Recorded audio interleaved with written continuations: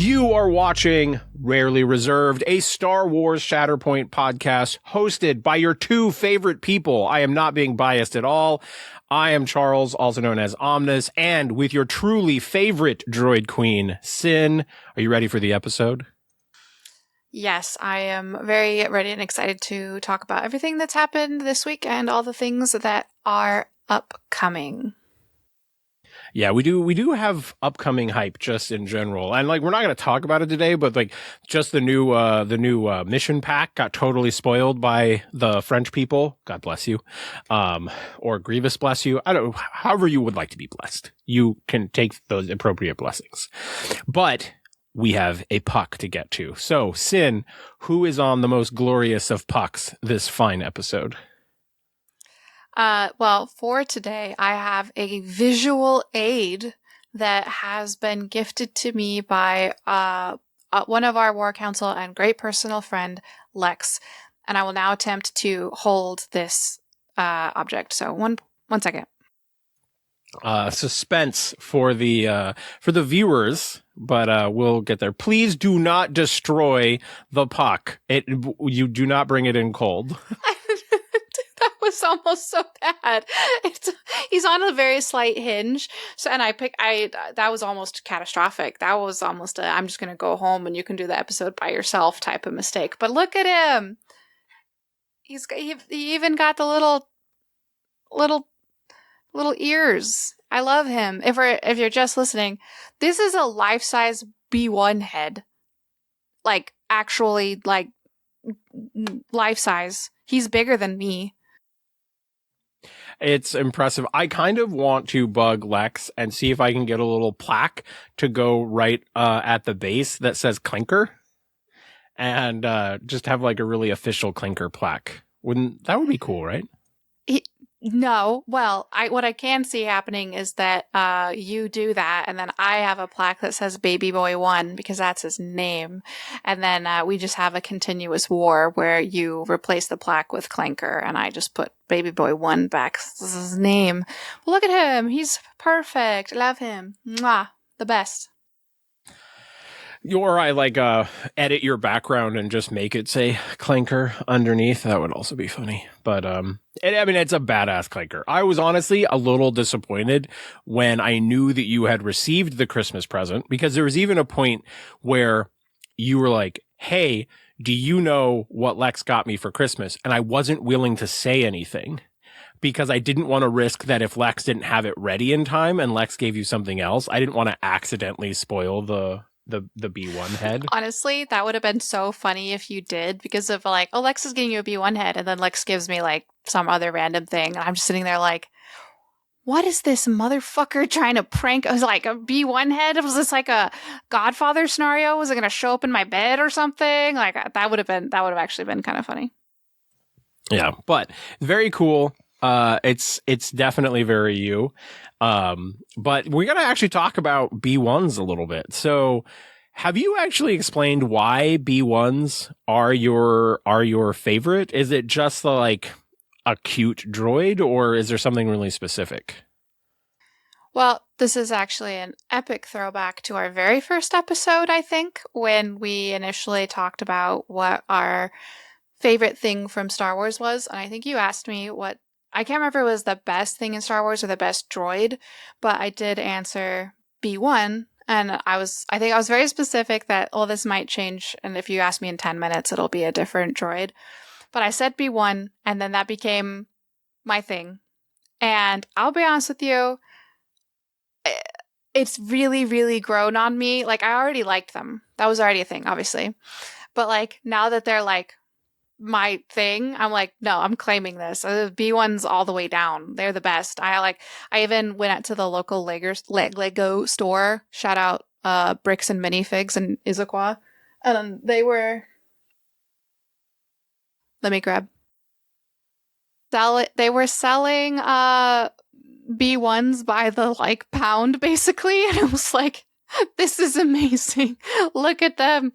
They're so good. I mean, they're surrounding a Tauntaun right now, but I don't know. So while it was not initially, I think, my favorite thing in all of Star Wars, it has slowly become my favorite thing in all of Star Wars. And there's a lot of good about them, I think. Also, I think for at least when I watch other movies from that same time period, a lot of CGI just doesn't really hold up very well and looks awkward. But I feel like the B1s actually look really great and their design holds up really well. And they are just such a fun piece of the Clone Wars show and so like visually iconic. And all their little, the way that they talk is funny. The way that I love the way that they sound when they move in unison as well. I know that audio cues are really important to me in most things. So like, they have completely grown on me, and now they're my favorite little dudes. Yeah, it's funny how our like little gaming verse and stuff does this to us, because I would never have considered myself a Stormtrooper collector until I had hit the time period when I was playing Star Wars minis by Wizards of the Coast, and I hit a point where I'd collected everything, but we were still doing events all the time. And I kind of wanted something else to aim for, and I just decided that I would start collecting everything Imperial. And I probably had one of the largest collections of Imperials because we would play in events, and I would win a lot of events, but we would open up a bunch of the booster packs that had all this stuff in them, and I would just take Stormtroopers and Snowtroopers and whatever random Imperial guys, so I could just have this massive army of Imperial stuff. And then that sort of became my thing over time. And now I like always have an affinity for the Imperial stuff. But I think it might be shifting Mando. Let's be honest. I mean, two things can be true at the same time. I like droids and Grievous. I have two of favorite things. Yeah. Well, so my thoughts on B1s. Now, I don't actively dislike B1s in the way that I dislike Jar Jar. Carefully. I'm being careful. And C3PO. But I mean, I will totally admit, B1s are on a very low scale of like what part of Star Wars I love. But I think that's a little bit of what makes this podcast special, is that our loves within Star Wars, we obviously have some crossover, right? Like everybody fucking loves Qui-Gon, right? Like everyone. But then we just differ so greatly in like which other parts of Star Wars we're super drawn to. So I think it's cool that you like B1s, and definitely if they showed up on my bounty puck, I would probably bring them in cold. I mean, they're metal. Even when they're alive, they're cold.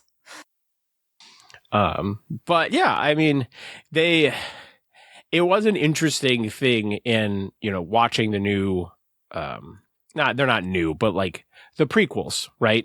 The addition to the beginning of Star Wars, and they involved the B1s right away. But even though they're meant to be this armored force this military force, essentially, they made them silly right off the bat. And so that was, just an interesting, like, artistic choice by George Lucas. Yeah, very much agreed. They're kind of a bit of a comedic relief. I do somewhat think that was just I think if they hadn't, and if B1s had been like actually scary, the tone of that entire movie would have been so different. The tone of Star Wars would have been so different, because like the B1s being kind of goofy, easily defeatable mooks, it brings like a lightness to things that would not exist if the B1s were scary. So now I'm imagining the Phantom Menace, but like the B1s were all like IG-88 level assassin droids. And suddenly I'm like very excited about the prospect of what that movie would be like, where every droid, like, cause there's a scene in Clone Wars where Anakin is fighting an IG-88 unit, and it's like not an easy fight for him. And I'm just imagining now, like, what if that had been the case, where they had chosen? Do you think you would like B1s nearly as much if they had been something more serious and, like, effective, but still looked the same? That's a good question. I'm gonna lean towards no, just because I feel like part of what makes them fun is that they're like the swarm. They're unique because there's many of them, and they're not unique. And I think if there was just like a bunch of very highly elite units, but there's a ton of them, they feel less elite. So that would just be kind of weird. I wouldn't. But they're a bunch of like endless idiots, and that makes them kind of fun. So I'm gonna say if it was like, infinite Rambo, that would just be kind of scary. But it's kind of infinite Dingus Bingus, and that's pretty fun. Yeah. Yeah. I think there's obviously a lot of artistic directions that you can go. But all right. Well, we finally had the epic B1 puck. And I think some of there's the discussion in general in the Discord and stuff. And like, I enjoyed people following along with our last episode and trying to guess our answers. And so that was a lot of fun. I definitely think that maybe near the end of the month or something, we should do another one of those if you want to write questions. And because I think people had a lot of fun with it. So I would be interested in trying that again. I will try to defeat you this time. Hey, I mean, I don't know if we said it officially on the show. We mentioned it in the Discord, but the final score was 5-4. I started off strong, but I drifted off. I did not have the youthful endurance anymore. And so by the end of the questionnaire, I lost all of my ground. And so it was pretty close. 5-4 is we got a lot wrong. Yes, I was taking some very big shots in the dark during that episode. I felt like, man, do I know anything? Do I know this person? All right. Well, let's talk about what we have been up to. I know that you have been challenging yourself to do some painting despite constant pain and suffering. What have you been painting and how has it been going? So for the list that I'm going to use this weekend, since I'm going to maybe hurt myself a little bit and try to play something at a tournament that I haven't really played before, it's I hadn't painted or assembled the Amidala box. So I went ahead and assembled that and started painting it. And I did the handmaidens first, and they're pretty much mostly done. I need to add some little details, but I went very orange, green, purple, which is a unique color combination, and it's something to look at for sure. It's very in your face, and I'm enjoying painting it though for the most part, so I don't care. So I just have to try to rush through and finish everyone else. I took way too much time on just those two, given I need to paint, a bunch more, but that's okay because, they're the handmaidens. They deserve their epic gowns. They deserve a little bit of extra time. I know you sent me a couple of work in progress pictures, and I was in love with the orange gown. I think orange is a surprisingly hard paint. I don't know if it's hard to paint, but it always feels like a lot of the miniature oranges aren't bright enough, where a lot of oranges just feel dark or desaturated, and I thought you had a very vibrant looking orange, and so I was really excited to see how that whole team unfolds. Are you going to using the orange scheme for Padme and Sabe as well? Like, is it going to be heavy orange? Yeah, I think I'm gonna have the whole team match, so it'll be like orange and green and purple. Well, like mostly orange with like medium green and then like purple accents. I don't know how I'm going to paint the rest of them in those colors. I'm just going to I'm not going to do any like color schemes. I'm not going to draw it first. I'm just going to like go for it, like full send it. And whatever the first color is, yeah, just gut instinct, like just paint it. A little bit because I don't have time to do like testing, and a little bit because I'm just like, whatever, man. It'll just look. This is such a silly color scheme anyway that I might as well just full send it. Yeah, no, that makes sense. And like I said, I as much as I liked the purple on your Grievous and the Magna Guards, I'm really liking the orange. So I'm excited to see how it all turns out. Obviously, purple and green with orange is a little, it gives you that 80s sci-fi vibe, which is its own vibe for sure. But I'm excited to see how it all unfolds. And I'm just hoping that you have a good time and actually get out and play some games and get to see Dylan, right? One of the War Council is coming down to visit. And I believe Darth Poos is making it up for the event. So you get to meet Darth Poos from Oregon. He's a charmer for sure. So I think it's just going to be good to like have people together, because I know we've been going through the whole Shatterpoint lull of not a whole lot of news, not a whole lot of new models, Christmas season. And so it'd be good to get as many people together as possible. You did make a change to the list because you said that droids were allowed. So what was the change you ended up going with? So, I took out Fourth Sister and decided to give Ren back Chopper.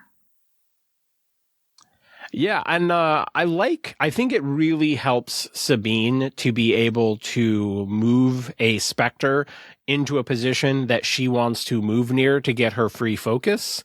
And so I think it's a really interesting pick for her. I like Fourth Sister a lot, and I still think you probably try her at some point. I did start dojoing a second all ladies list that could pair with your list. I think it was going to be something. Oh, what was it going to be? It was Iden and with like Fourth Sister and Reva, and then Mother Talzin with Barriss Offee and the Night Sisters. And I was like, you could have a totally another all ladies list. And I was like, it would be kind of interesting to be like working and refining the list concept, right? Obviously, we all start with some list and go, hey, here is the base list idea of things that I want to play. And then it just starts evolving over time and with new releases.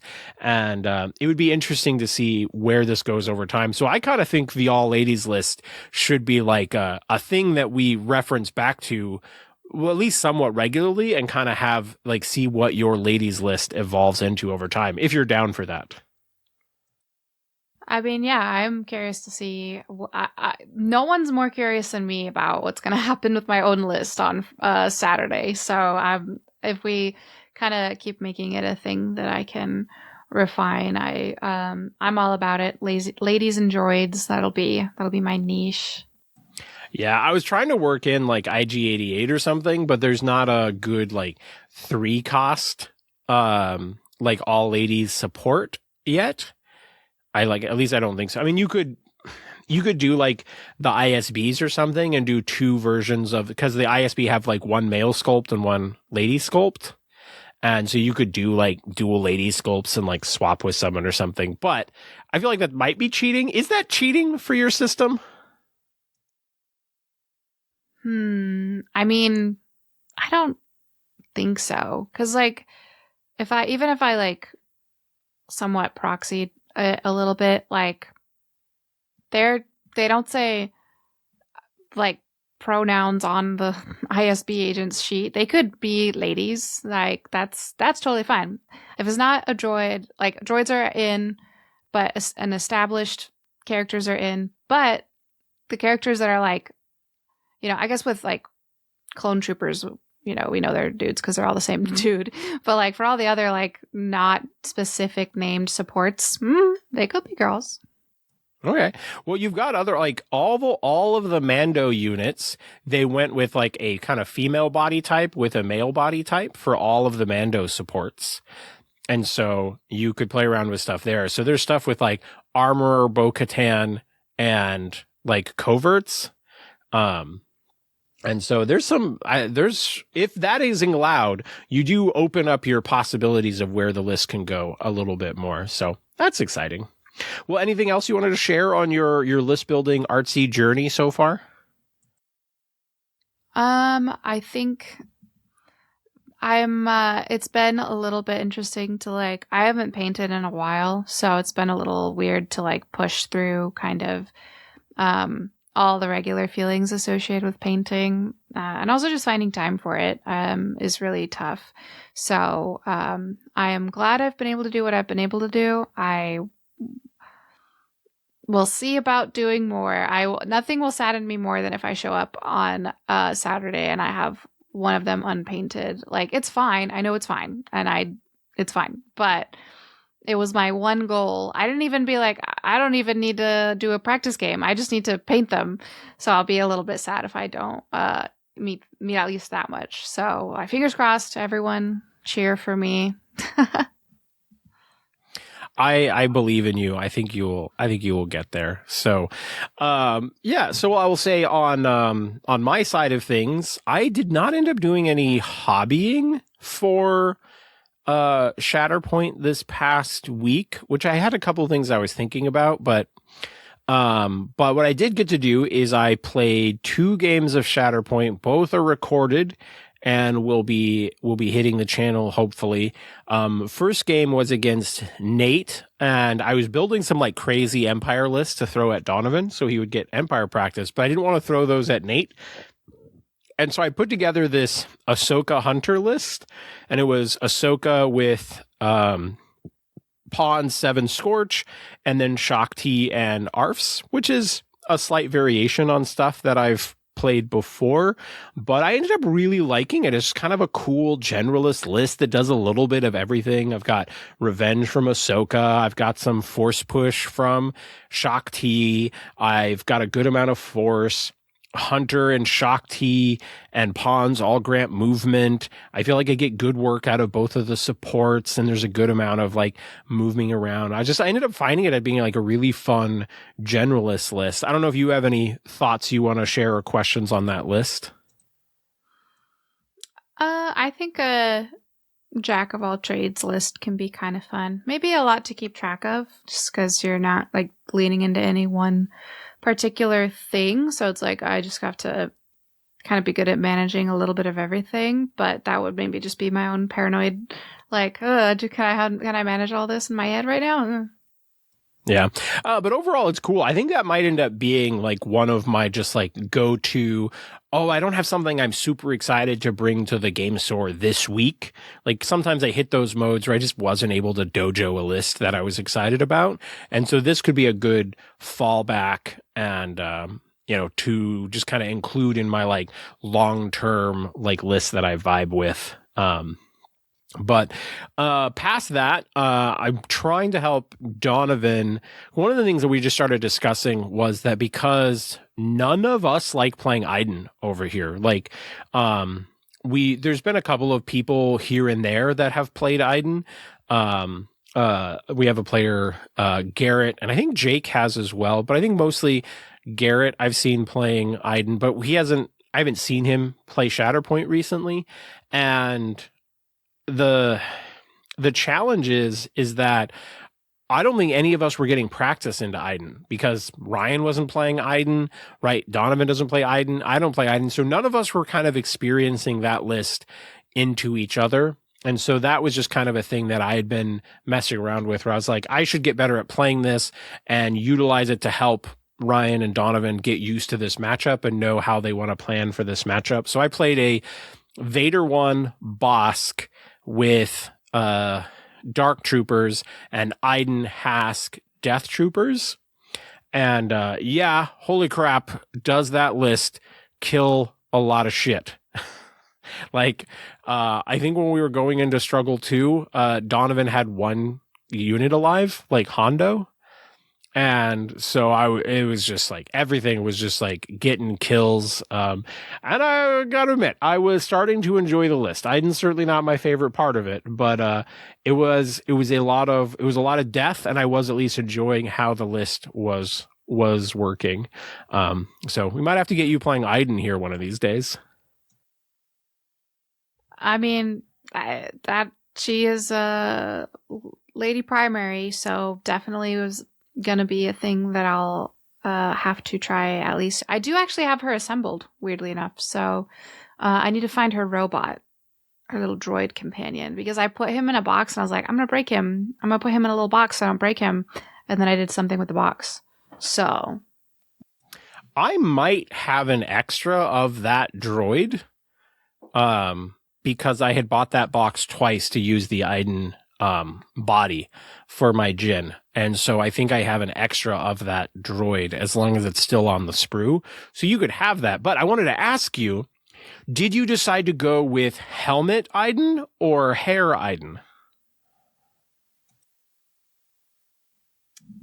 The droid was so much more important to me in the assembly. I don't remember at all. You don't remember whether you wanted to put on, like, be painting the helmet or not? I had strong arguments for doing the head or the helmet. And I'll be honest with you, I don't remember which one of those won out.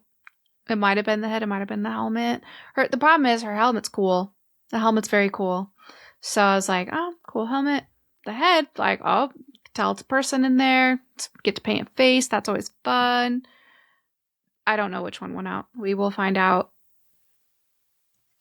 Yeah, it's definitely, when I originally put them together, I did all helmets, and it does make them look very similar, where it can be a little hard to tell them apart. But, and I did assemble another Hask without the helmet. But I haven't gotten around to do anything with that. I'm not sure it's totally necessary. I put extra stuff on my Hask's base so that he would be able to tell him apart. But there is a part of me, as much as I like painting helmets more than I like painting heads, there's a part of me that kind of wishes that I had done no helmet in retrospect. But that's neither here nor there. If you still have the sprue and are willing to give it to me, if it has her head on it, I might just take the head so I can, because I'm confident enough in my ability to like do surgery on a model to take her helmet off and put a head back on. Well, I do remember that I definitely took the head off the sprue. And so I don't know where the head is now, because I was looking at the heads and I was trying to compare, because I was going to use the Jin head, and I was comparing them, and I was like, these heads are too similar. I need to do something more to this to make sure it looks like Jin and not just like Iden. And so that's one of the things I was considering. But yeah, so I don't know where the head is at the moment, but I might have a droid for you. Droid I might have. The solution that I had done for Jin, for people who weren't listening to that episode, is that I ended up carving out a little bit of the top of the Iden torso and put Jin's scarf on. And so kept the scarf to help differentiate the kind of silhouettes overall. But I'm excited to play. I'm actually excited to play a little bit more Empire. It's still very, very wound heavy, and we're still in a meta where people are like, Cassian's probably the best thing in the game. But if you can manage it and you just get over a certain hump of like how many of Cassian's team are wounded, then Cassian's identity doesn't do nearly as much. When you only have to worry about like 2 guys moving around because everything else is wounded. But it's a kind of a harsh road to get there, because you need to kind of know when to get that particular wound. And depending on board layout, you just every wound you might suffer from really significantly. So it's a challenge. Well, do you feel like we're ready to move on to the main topic? I do. All right. Well, so main topic wise, we get into a little psychology here and there. Certainly not my my forte. I think Dizzard is going to school for psychology now. Well, so props to him. So maybe we should have invited him on as a guest in retrospect, but that's future Omnis problem. I have been watching a lot of YouTube videos just because I'm absorbing a lot of information, and I stumbled onto something that was discussing the Hawthorne Effect, and I was like, well, what's this? And the basic gist is that it started, I think it was a warehouse. I'm going to explain this really terribly, so you all have to bear with me. And there's probably experts in the listener base who are like, wow, Omnis has no idea what the fuck he's talking about. So I preemptively apologize. But the basic idea is they were trying to figure out whether lighting would improve the performance of their staff. And so they wanted to increase the lighting and then do tests and like kind of study the situation. And they found that definitely it was higher performance. But then as they proceeded to do more tests and studies, they couldn't prove that it was related to the lights, because what they basically found was any time that they were studying and paying a lot of attention to the staff, the performance went up. And so that is kind of the rough idea of what the Hawthorne effect is. We're essentially being heavily monitored, and you know that you're heavily monitored, can and increase performance. Obviously, it's a lot more complicated than that, and you know, it's not like trying to convey that like any time that you're a boss, if you're just heavily you know, monitoring all of your staff, that they're necessarily going to perform at their best. But that was kind of the idea. But it was when I was kind of watching some stuff on this, they were kind of starting to talk about how it affects us in games, which was something we've kind of danced around in the past, right? Some people don't want to be recorded. Some people like being recorded. And so before we dig into it deeper, do you have any opening thoughts on the Hawthorne effect, Sin? I agree. I think it's an interesting topic just because it's so relevant to everything. Like the act, you know, being observed by itself changes your actions. So I think that can have interesting like effects on a hobby that is always to a certain degree observed, but like has tiers of observation. Yeah, that was one of the things that just got me thinking about, is that we have specifically chosen to play a hobby where we are always being observed, right? If I sit at home and I play Chrono Trigger, nobody's observing me. And it's a very, let's say, peaceful, but you also play some video games and such. Do you feel like you behave differently when you're playing a random video game by yourself versus when you go out to the store to play something like Shatterpoint with a friend or a rando?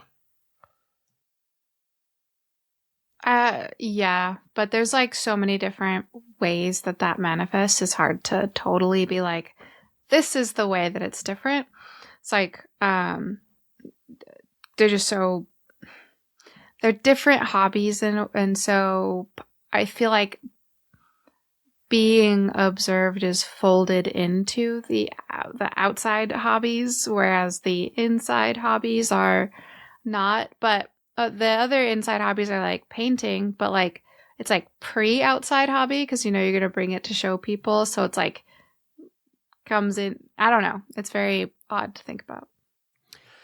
Yeah, and one of the aspects that I was thinking about this is in the sense of tracking games and tracking your rating, and me thinking about how I was playing Star Wars minis by Wizards of the Coast in the game store when we were not we weren't tracking each other's stats. Like I wasn't thinking about how many events that I won. I wanted to win in the moment, and I wanted to win prizes, and I wanted to win games, but there was definitely more of like, oh, I want to bring something different. I want to surprise people. I want to figure out how I solve this particular problem. But then come War Machine, right? When I'm like, start talking about all the stuff on the podcast and I'm trying to qualify for bigger events, there's a lot more pressure to play what's best or at least what I think is the best under a rating system. I'm not sure I'm familiar enough with your gaming background. Have you ever done something that's in any kind of rating system where you felt that kind of observation on how you're doing? Or even in Shatterpoint now, when you are talking about like showing up to event and your Longshanks rating and games played matters, does that end up affecting you? Man, I knew this was the topic and I still wasn't ready for it to cut to the core of my being. Yes, it does. I mean, I grew up playing competitive sports and especially soccer, and it was always a very big thing. And there's less of an individual ranking in soccer, more of a team ranking, but like, you know, it's there. But I never felt very, very connected to it because I was playing soccer because I was being made to by my family, right? But it didn't feel very important to me. So whilst I would do my best for my teammates who I liked, it never felt like it was a thing that I did not care how well the team did. I cared for their sake. I didn't care for my sake. So it never felt bad if we were doing poorly. Versus now with Shatterpoint, I do feel connected to it. I'm still not very competitive as a person. That's just not something that is in me, you know, very deep. But so even for me, who I don't consider myself to be competitive, it's not a slant that I lean toward, it still affects me. Like I think I told you when I signed up on Longshanks, I was like, everyone else on here is so highly ranked, and then there's me. I feel like I am a kindergartner rolling up to the NBA finals. Like, can I play? Hello. And so like even though I'm not looking at it from a competitive angle, the idea of knowing I'm going to be seen playing at this tournament with all these competitive people does have an effect on me that I don't necessarily love. And I know that all these people are super kind and friendly and I'm going to have a great time playing them. But it's there. I know it. Well, and I think it's interesting because I'm probably more leaning to your side where it's hard for me to totally move past all that stuff. But I also know people who are like, every Longshanks event should always be rated and just like track all the stuff and like all the time. But I think there is an element when you're like, hey, this is the list that I'm excited to play, but oh, this tournament this weekend is rated. This is going to affect my rating. Do I want to try out this new thing in the tournament environment, or do I want to play the thing that I know that I'm really good with? And I think that can kind of mess with people's heads at times. And also, your new thing might be really good, but you kind of need to run it through the paces in the tournament setting to kind of know, right? Like a thing that we used to talk about in War Machine all the time that is like, until you get out and you play at a big convention against all of the other best people, you don't really know how good you are or how good your list is or how good your strategy is. You kind of got to go through the paces and then you like learn like, oh, here are the things that I was good with and here are the things that I wasn't.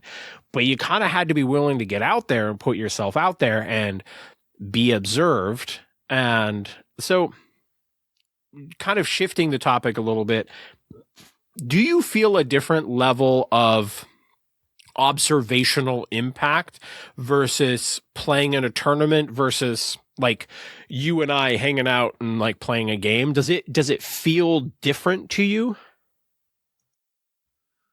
Yeah, definitely. I mean, knowing that they will be immortalized forever on the internet is always kind of a scary thing.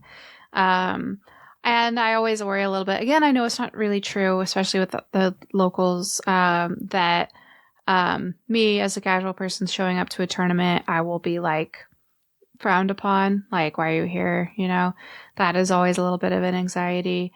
But when we're playing like casually, I don't feel so anxious. Maybe if there was a bunch of people watching, I'd be like, or if we were recording it, then I might, I think, be a little slower to act because I like, oh, me misremembering this rule is going to be seen forever. I'm going to take extra time to make sure I don't make mistakes. Versus a casual game that's not recorded, I might be a little more laissez-faire with things. But at a tournament, I'm being watched by my opponent. I'm potentially a judge if they happen to be walking by. But tournaments are scary for me because I'm like, I might make a mistake due to just, I haven't played this list before. And it's a tournament, so it matters. And I don't ever want it to seem like I'm cheating, you know? I know I'm not. But like if it looked like I was basically because I didn't know better or whatever, like that makes me really anxious. And so I think I have noticed that at like tournament settings, I tend to play a little too conservatively. I wait too long to do things because I am paranoid of my own making mistakes. Analysis So paralysis. yes, I do get that very much. So it's certainly a factor in all of the things. Well, I do want to get to how recording games affect us, but I don't want to jump to that just yet because I want to kind of stay in the like casual game versus a tournament game where like honestly one of my favorite game states is helping people practice where it's like, hey, we're trying to get the most out of this game experience from a competitive perspective, but it takes some of the pressure off of who wins, right? Because it's just like we're intentionally trying to get practice. We're intentionally trying to help each other make the right plays so that we're learning from it. And there's this analysis experience to it where I feel like I learn a lot from those games, but it takes the pressure off of, you actually need to like prove something in that moment. So I definitely feel the difference between one event type and another. And what you were talking about with like being watched, I think a lot of time in like a one-on-one game, we're just kind of used to it at this point where you accept that you have to be observed by someone else. But there can always be that added level. Like I remember being at conventions and having someone like a player that I thought was better than me coming by and watching the game. I'm like, I'll even do an example. I played a random pickup game with Matt Booker at a SoCal Open. Like right after I won SoCal Open, it was like the next day. We're playing a casual game. I gotta admit, like I was like a little intimidated. I was just like, I just have a lot of respect for him as like a really strong player. And even though we were playing kind of a random stupid pickup game, I was a little intimidated. I'm like, I don't want to embarrass myself in front of Matt. Yeah. And I think when I run into that, which I do all the time, because for better or for worse, all the people around me that play Shatterpoint are really fucking good at it. I try to remember that even though, like, no matter if it's a casual game or a tournament game, I might, like, or if it's recorded, whoever's watching might be like, I could have, done that better. But I can just remember, right, but I was the one here doing it and not you. So I actually went here and did the thing, and that takes a certain amount of courage, and I went out and did the thing. So whatever people are thinking, standing and watching the game in other ways are like, I would have done better. It's like, well, but you didn't. Which one of us is standing here playing and which one of us is watching?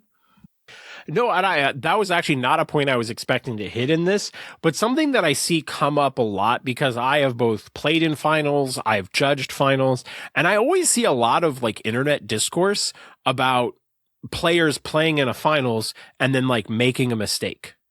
And it's like there's some like concept that like perfect games actually happen because I just don't think that that's the case. I am not sure that a perfect game of Shatterpoint has ever been played by anybody. And so I do think that there's something that like if you're sitting at home and you're the kind of person who plays like one game at the game store or two games at the game store and that's your gaming experience, which is totally fine. That is an acceptable way to enjoy the game. Or you just play a game on TTS a night. It is a really fucking different experience to fly somewhere, be like building up all of the hype and anxiety and like a lot of people have thrown up before conventions just because they psych themselves out so much.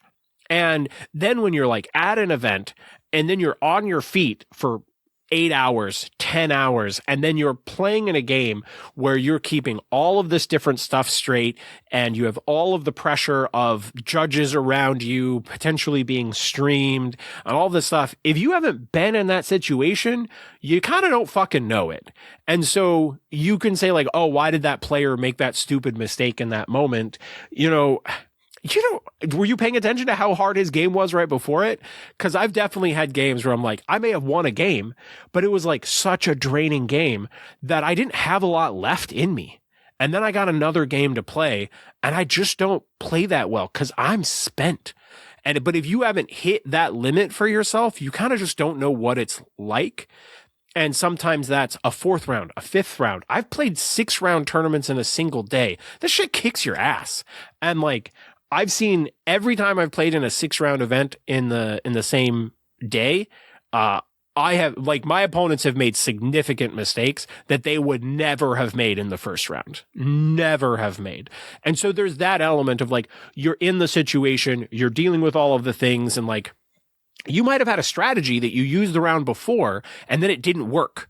And maybe now the game you're playing now, you should have used that strategy, but you're second guessing yourself because that strategy just bit you in the ass or something. So I'm glad you brought that up, because I think there is that, like, if you're not in that person's shoes, you don't know that person's shoes, right?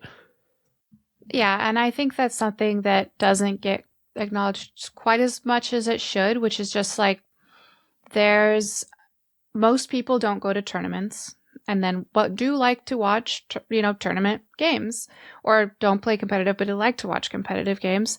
And you're right. If you've not done it, it's hard to imagine what it's like to have done it. Like, I've done tournaments, but I've never made it to like the top cut. And after the end of me playing a tournament, I am exhausted and dead. My brain is like is on his last cells. And so like, showing up to a tournament at all takes a tremendous amount of like courage, which is not like, I feel like at the beginning of a tournament, the TOs should all just be like, all right, a round of applause for you, everyone who showed up, because that's the hardest part. And like faced the, fear of being seen, fear of being acknowledged in a way that you don't want to be acknowledged. Like, that takes some pretty big guts. And then showing up and playing all of the games, making it through the round, getting to top cut, coming in to play finals games, that takes another tremendous amount of courage and resolve. And usually by that point, you're right, like, you've played a ton of games, or it's like day 2, you got no sleep, you had to be at the tournament hall at 8 a.m, you slept in a bed that wasn't yours with probably a crappy pillowcase and like takeout for dinner, and like, so you're exhausted, probably day at least 2 in a hotel, like, everything, your mind's flooded from yesterday, you have to play the best people that you've played the whole time tomorrow, like, tremendous amount of courage and resolve and effort. And then you have to remember that these are finals games, and you're going to be watched, and even if it's just by people walking by, but you're going to be watched by them, and then you're going to be probably recorded, and so you have to have the wherewithal to do that next. And then you're probably thinking, yep, and I'm going to get flamed online for some silly mistake I'm going to make because I'm tired, so you just have to push through that too and keep playing. And so I think it's like a big shout out and like applause to anyone who actually goes through and does it, because like, we all love watching, we all love commentating and thinking about the games, and we wouldn't have that if those people didn't have the actual courage to go be the one doing the thing and trying their best. And so it does definitely, I don't have any problem with people being like, they'd made this choice, but what if they had done this? That's totally fun, interesting, like, stuff to read as in comment sections. But they're like, hey, they made this mistake, I would never do that. It's like, you weren't there, like, and not in a you couldn't be there way, but in a you didn't even attempt way. So like, everyone loves to kind of talk smack from the sidelines, but like, there's layers of resolve and courage required to be in those events. And so I think I am always super appreciative when I watch finals events, because I'm like, these guys put in time, effort, and money, like tangible human dollars, to be involved in this event for, me to get to sit at home in my pajamas and watch it like a gremlin on my laptop. So like, I have nothing but like, hell yeah for those people, because they're doing it for all of us to enjoy. Or they're probably doing it mostly for themselves. They should. It's for them, but we all get to enjoy it. So yeah, no, I agree. There is definitely a courage level to just go to an event, put yourself out there, and it's like, go with, like, we think about how often that there's podcasts that dissect all the lists from every GT, right? Even just your list. You like, if you're new to this, but you've been like listening to the podcast, that there's people like me who go through and look at the lists at every GT and be like, did people bring something interesting? And like, whether I'm meaning it in a negative way or not, I fucking judge all that shit. I judge it all. And some of it I'm like, that's really fucking cool. Like, I didn't think about this combination. This person has a really good idea here, right? And so some of it is just like completely positive. But then I'm like, wow, why would this person pair these two things together? What were they thinking? And it might have just been these were the things that they know.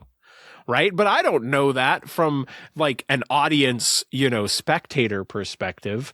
But I liked all the points that you made there.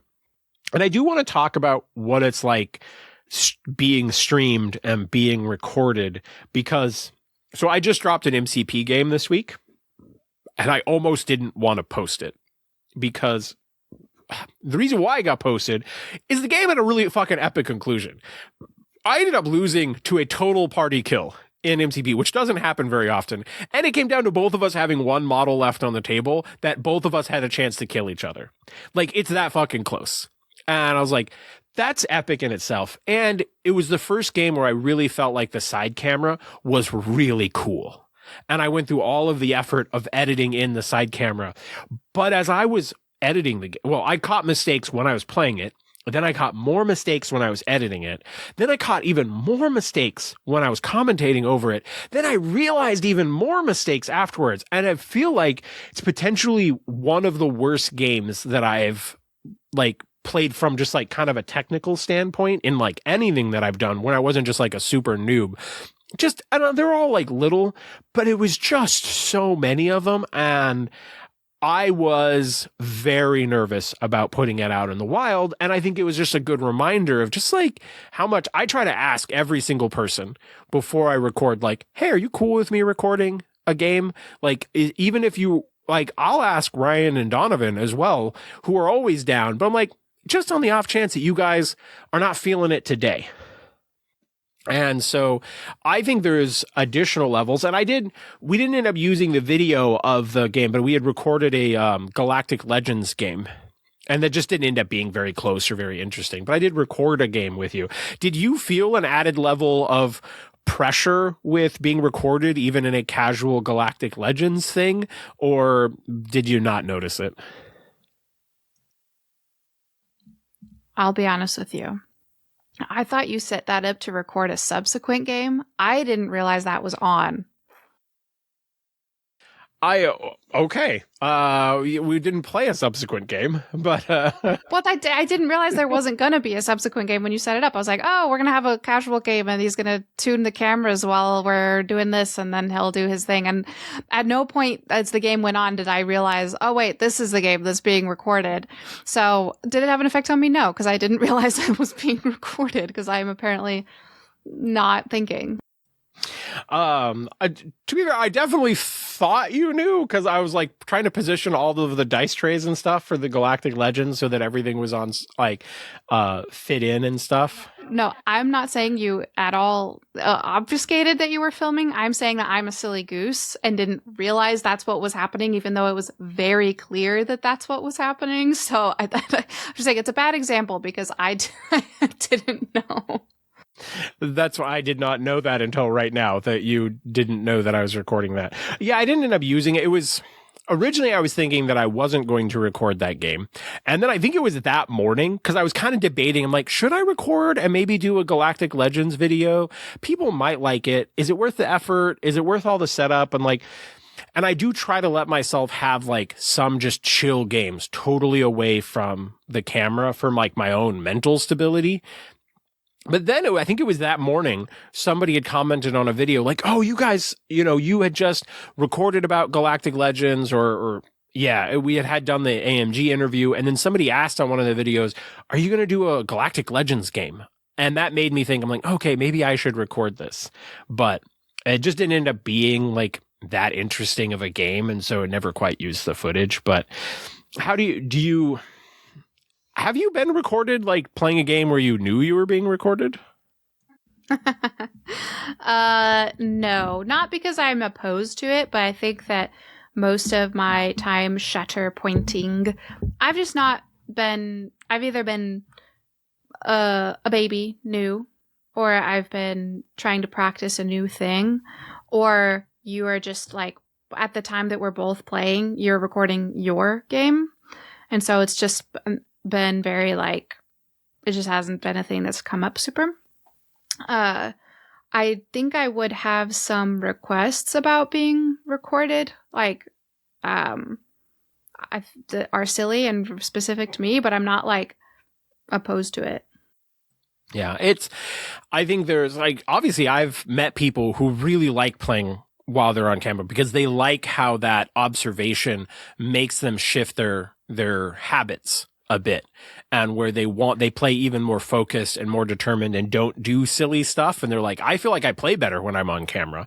And other people feel an added level of pressure and want to avoid that side of it. And so I think there is that element of it that, like, even though we play a game or we're being observed all the time, there is an element of playing on camera that does add to it, where you're going to be dissected. And that's one of the things where I think it's important to remember, like, there isn't a perfect game. And it was hard for me. And I've put out a bunch of my games since I started recording during COVID and such, and putting my play out there for people to critique. And there's always some nerves about it, but like, oh man, when you like mess up, you're like, fuck, they're going to tear into me. Oh, they're just going to tear into me. And like, that's something that anybody could feel. And so, but anyway, do you have any like closing thoughts on just this like observational effect on our gaming that maybe I didn't ask a question? I think that like it's obviously perfectly natural to have your behavior be altered, but from the knowledge of being observed and the tiers of observation from your opponents watching, judges or passerbys are watching, you're being recorded. I think that's fine. And having different stress levels is very normal. I think that the thing that we all have to remember when we're watching games and perhaps commenting on them, that those were real people who played that game, are probably going to see your comment, and to remember which one of us was playing and which one of us is sitting here watching, and just relate to the content through that lens.